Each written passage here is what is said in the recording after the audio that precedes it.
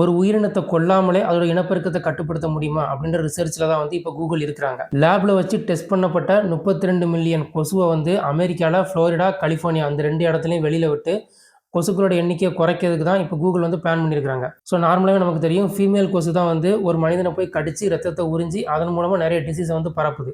So இவங்க இந்த ரிசர்ச்சில் என்ன சொல்கிறாங்க அப்படின்னா, லேபில் வச்சு அவங்க டெஸ்ட் பண்ண அந்த மேல் மஸ்கிட்டோ வந்து ஊல்பேக்கியா அப்படின்ற ஒரு பாக்டீரியா வச்சு இன்ஜெக்ட் பண்ணியிருப்பாங்க. எப்போ அந்த மேல் அண்ட் ஃபீமேல் மேட் ஆகுதோ அந்த டைமில் அந்த பாக்டீரியா வந்து ஃபீமேலோட மஸ்கிட்டோ உடம்புல அந்த எக் ஃபார்ம் ஆகிறத வந்து ஸ்டாப் பண்ணிடும். ஸோ ஆட்டோமேட்டிக்காகவே வந்து ரீப்ரொடக்ஷன் ஸ்டாப் ஆயிரும். ஸோ கொசுவோட எண்ணிக்கை குறைஞ்சிருச்சு அப்படின்னா எந்த ஒரு டிசீஸும் பரவாது அப்படின்றது தான் இந்த ரிசர்ச்சோட எய்மு. பட் இது இன்னும் ஸ்டார்ட் பண்ணல. அவங்க வந்து ஸ்டார்ட் பண்ணுறதுக்கு அனௌன்ஸ் பண்ணியிருக்கிறாங்க. எனக்கு இன்னொரு ஒரு கேள்வி என்ன தோணுச்சு அப்படின்னா, நார்மலாகவே கூகுள் வந்து ஒரு ஐடி கம்பெனி. இவங்க எப்படி இதெல்லாம் பண்ண முடியும் அப்படின்னா, அவங்களோட கேபிட்டல் கம்பெனி ஆல்பபெட்டிக் இன்கார்பரேஷன் அப்படின்ற கம்பெனி தான் வந்து இவங்களும் கூகுளோட சேர்ந்தவங்க தான். இவங்க தான் இந்த ரிசர்ச் வந்து பண்ணிட்டு இருக்காங்க.